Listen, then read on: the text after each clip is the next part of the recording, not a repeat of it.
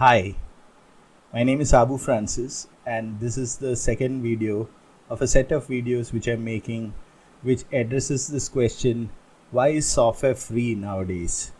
And buried in that large question is this specific question about my software, which I developed. I'm basically an architect, and I wrote this interesting design software which works on very different principles.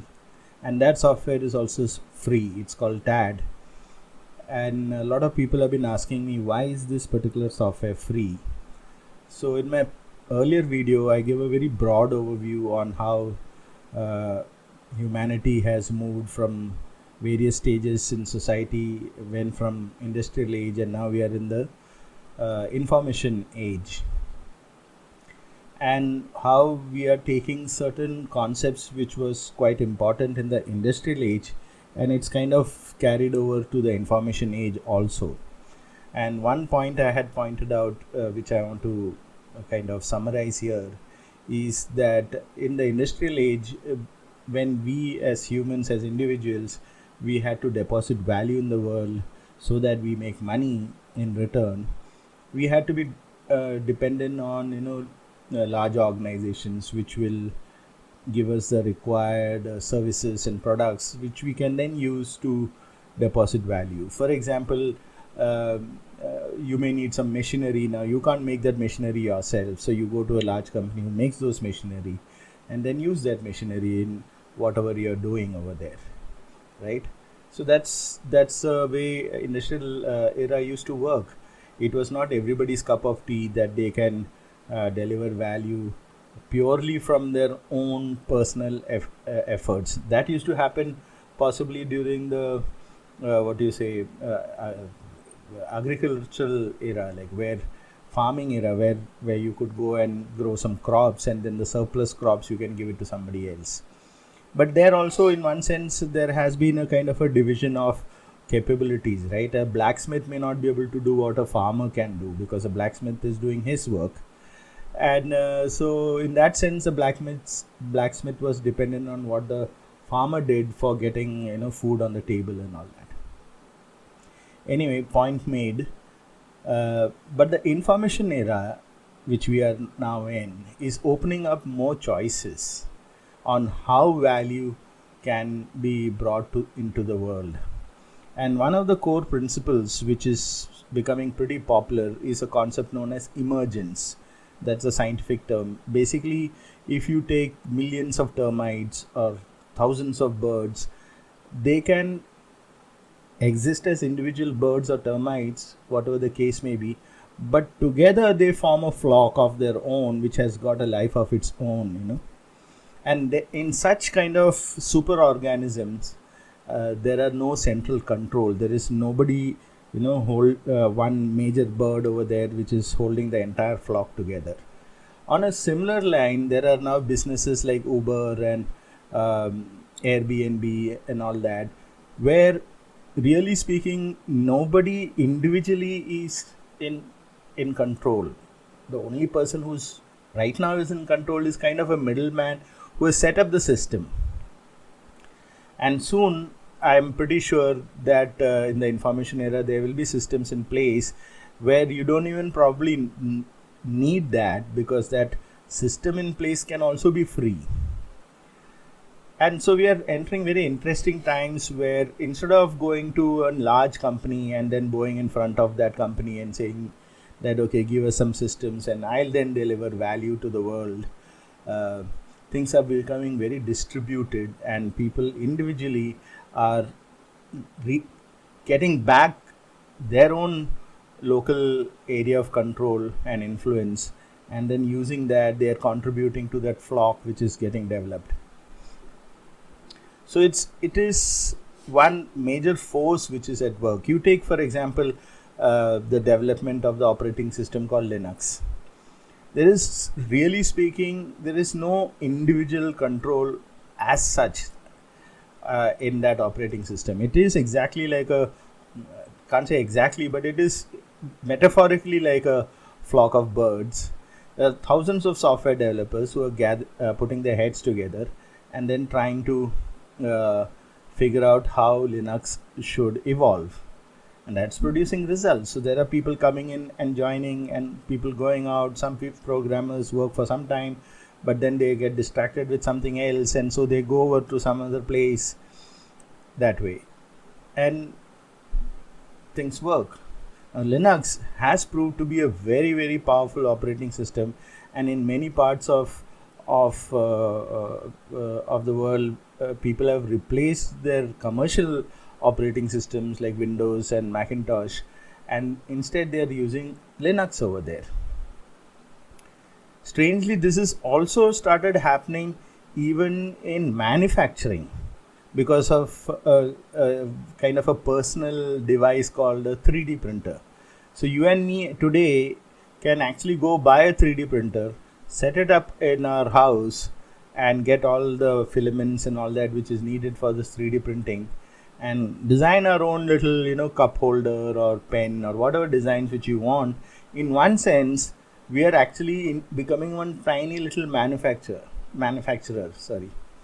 and that manufacturer is able to make a cup holder and whatever toys or whatever your imagination strikes. Maybe not very large objects, because that large objects would need a very large 3D printer.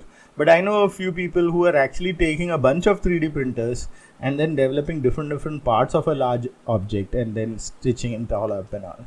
I know an architect friend of mine who's doing it here in India. So look at that. There is no real central dependencies anymore.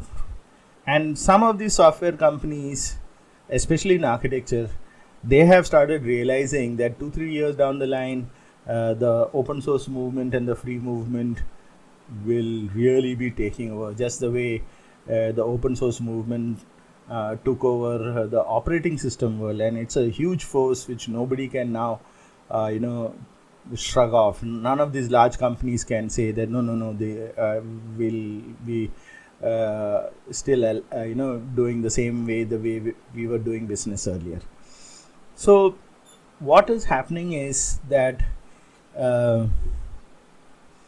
if the world is moving into that era where each person is contributing to that whole flock of people, like that flock of birds, and each person is able to add value, and the flock itself adds a kind of a super value to whatever is happening in the world, we need to really rethink about how do we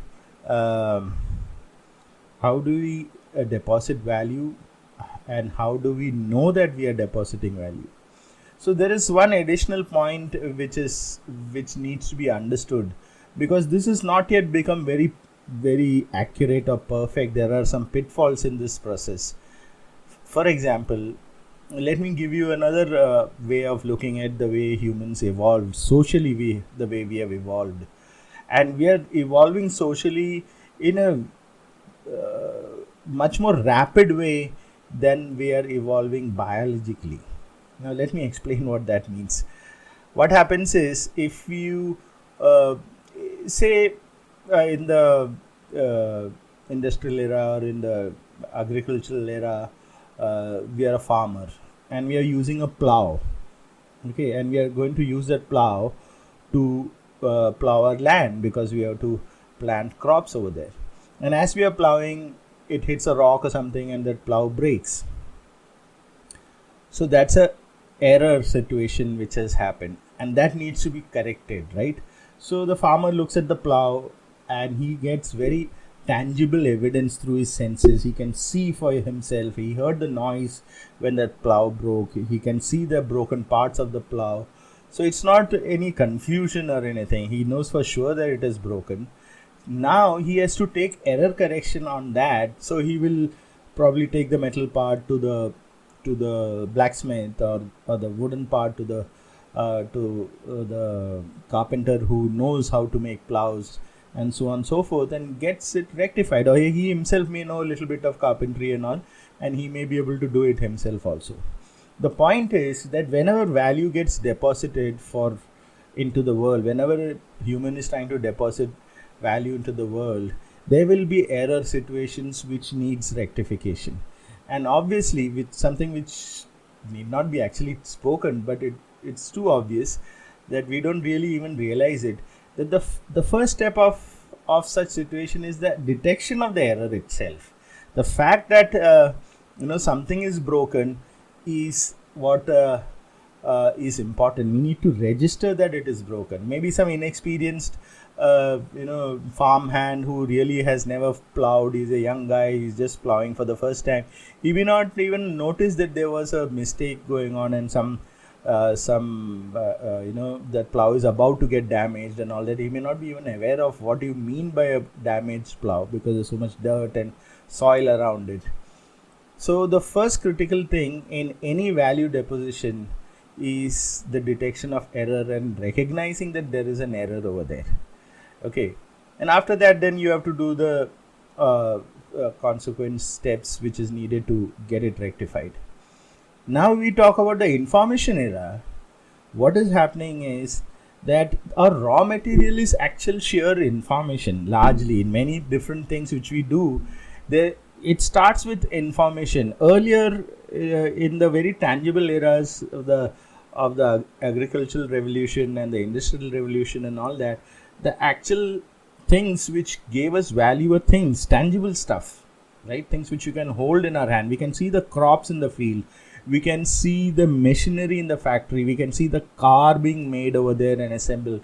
So they're all to do with tangible world around us. But as society progressed, our way of value building started becoming more and more rarefied. It is now actually in many different things which we do, it's based on pure knowledge. We are listening to how the stock market would move. Now stocks and the movement of market, there's nothing physically moving, right? So these are all very abstract situations which many people gets lost in that whole process to figure out what exactly is going on.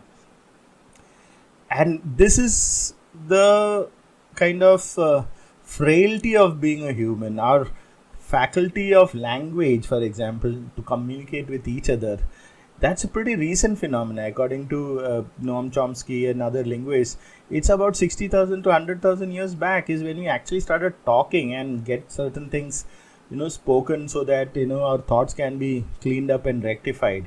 So evolutionary, we have very poor tools to handle information. Now we can do a better job if you have written it down, but even pure writing is not yet become very sophisticated. It is started becoming sophisticated, but that's also very, very recent, which is just 80 years. So computers have come in as a way by which you can express some of your information into a symbolic manner in the computers. But we all know that today there is so much more false news and fake news and posturing on Twitter and blatant lies people can say without even flinching their eyebrows or whatever. There's no body language which will say that somebody is lying, but it has become really hard to know which one is right and which one is wrong. So this is the context in which technical people like architects and all are saying, okay, which software should we use?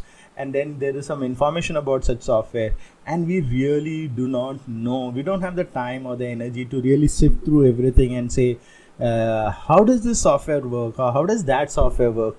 We rely on several other things, which actually evolutionary, it was a aid to us, like maybe 100,000 years back, where you saw some snake in the grass or some tiger about to pounce at your friend, and then you can shout at him.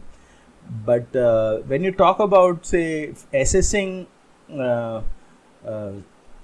things which are from the information era, we have not yet perfected this situation of, is this large company cheating us?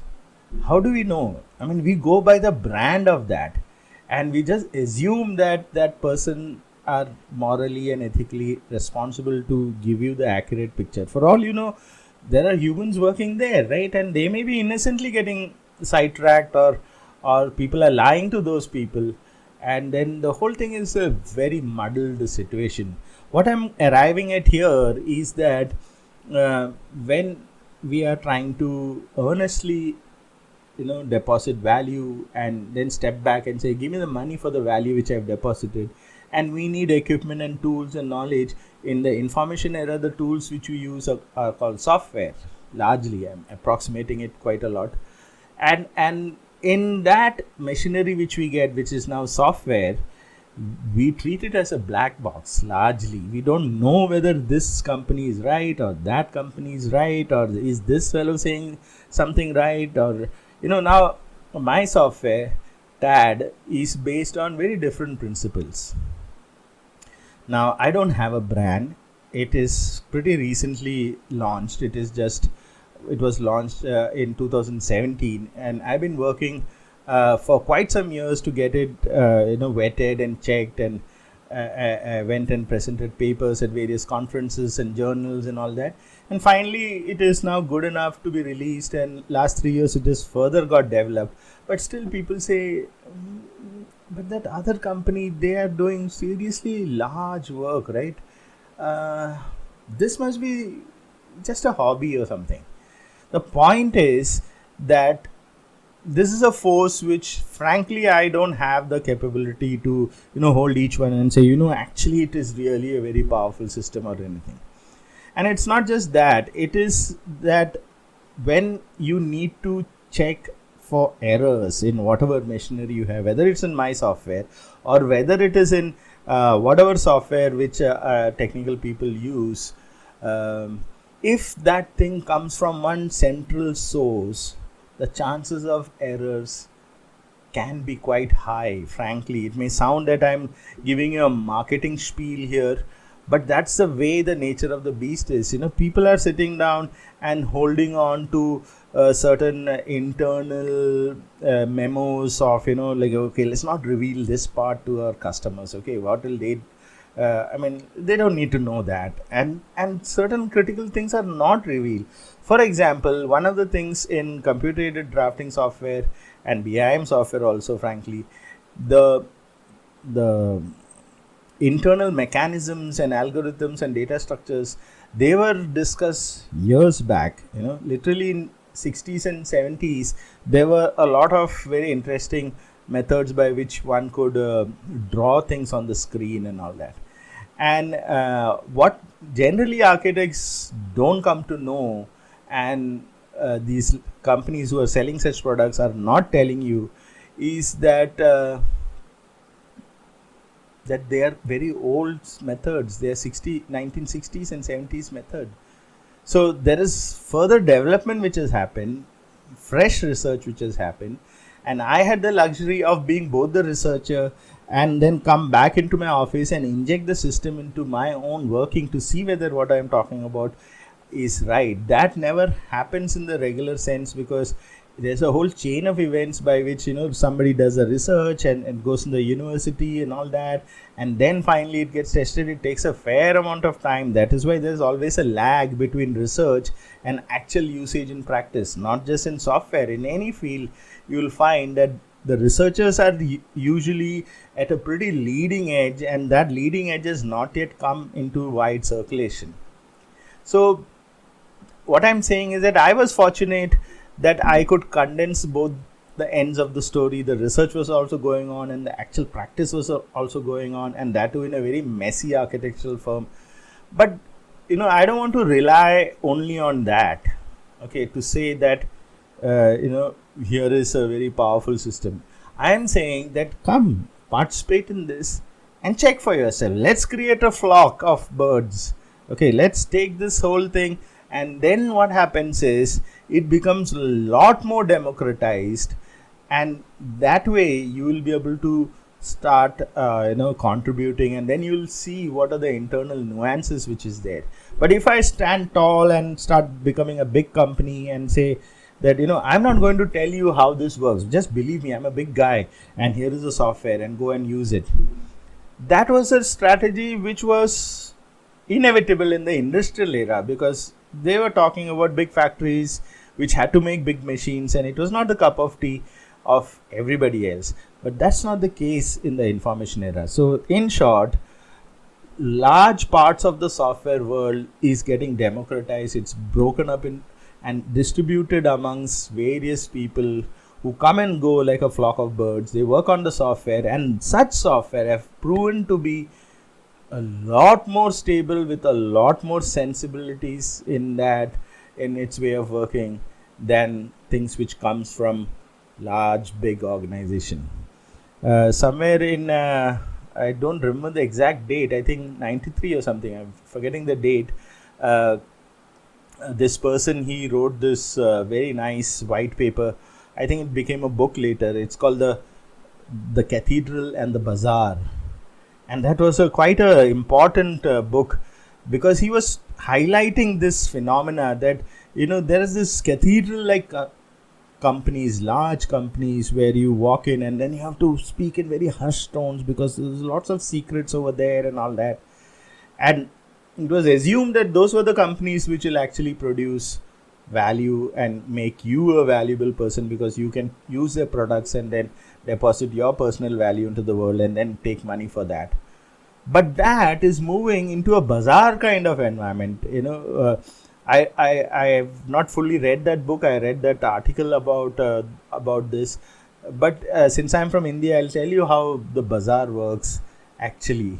That if you go to an Indian bazaar and then you're buying something from one shopkeeper, say you're buying potatoes. Okay, it's a vegetable market, a vegetable bazaar, and actually that particular shopkeeper does not have potatoes.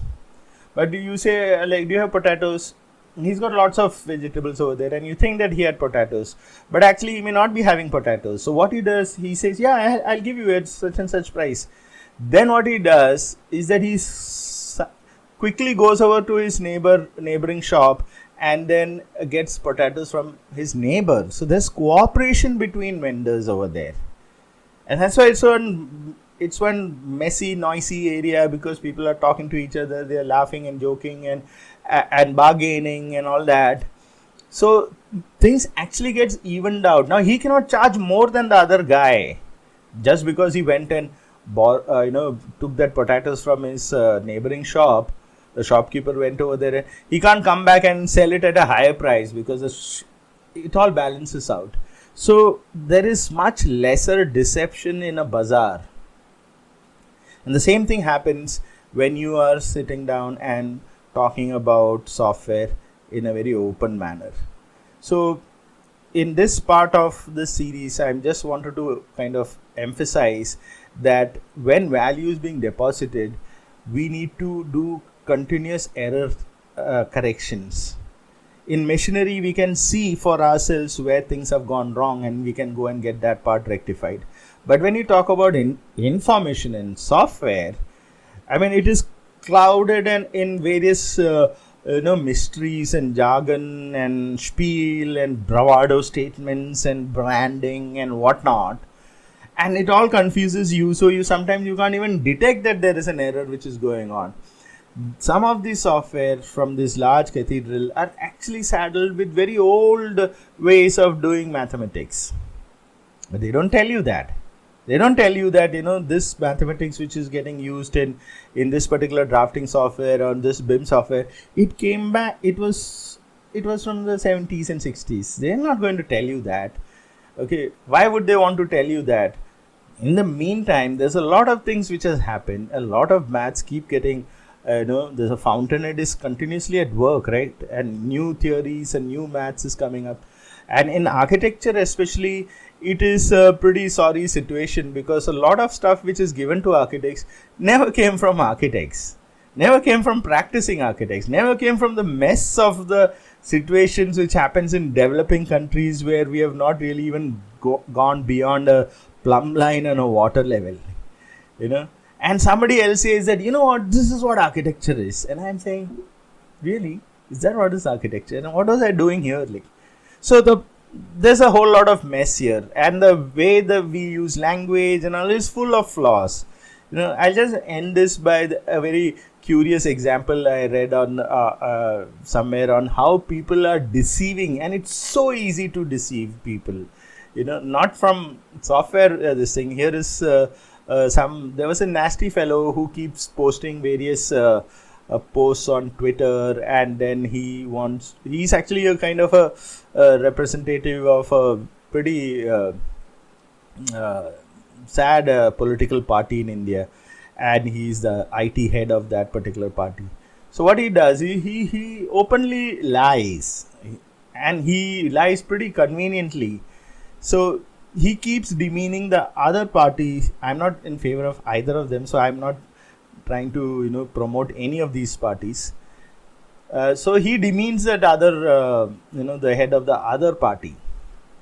So once he posted on Twitter that, look at this guy, that is the opposition party's head, and you know what he's claiming?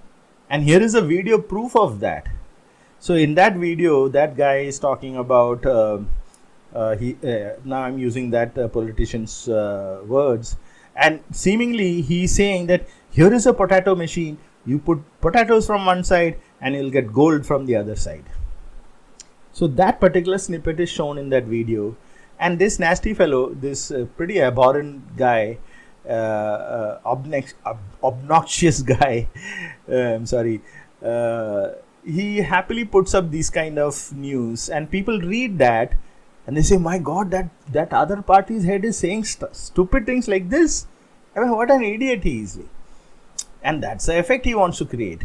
Now he knows that he's actually lied. What he's done is that he's taken a publicly available video of that particular politician who supposedly said about this potato machine, and he nicely chopped off this part and just conveniently took only the part which talks about potatoes going from one side and gold coming from the other side.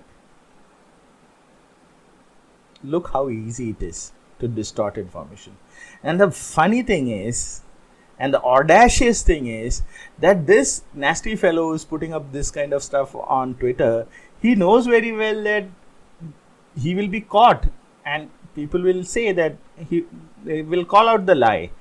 And sure enough, after he did that, others went and got the actual video and said, you know what, that opposition party, that fellow he was trying to demean, what he really said was he was quoting somebody else. He was quoting somebody else who was making a very stupid statement. Look at the frailty of language. The frailty of information is so frail that you can very easily distort it and cut up some parts of it and make it look as if that's the holy truth when it is not. And if you think that it happens only in politics, no, it happens quite a lot in software. So when something new comes up in software, and there was this very famous example which was unfortunately done by Microsoft themselves, which was one of the reasons I think that a particular book was written about the cathedral and the bazaar, and probably that person was alluding to Microsoft as being one of the cathedrals, because Microsoft is famous for holding things close to the chest and not really revealing what they really did in their company. And there's this incident which happened with Microsoft where they were trying to demean Linux. And you can read about it instead of me narrating it. It's a famous incident. It's called the Halloween documents. You can go and read that up. There are plenty of material about it, about that sad event where Microsoft employees were given memos to spread lies about Linux. I mean, look at this. So how much more direct an example can you get? So this is a context in which efforts like mine and many other companies are actually coming up, and they're showing value to the world. And you will hear possibly some canards and falsities about, oh, you know what, this guy is not really the way to go about doing it. I mean, that's a big company, and which is what Microsoft also said. What is Linux? I mean, Linux is some few people doing some things here and there, and we are such a big company, So for now, I think this is sufficient for you to think over and start understanding what is the context in which all this is happening. And I will make probably the one more video, the last video. Every time I think that I can finish this whole topic in one sitting, it turns out that there's something more. So in the next video, I'll really start talking more specifically about my software and how do I plan to actually also make revenues, not just for me, but even for users who will use this. Okay, so stay tuned for that, and I hope to see you in that video. Thank you very much.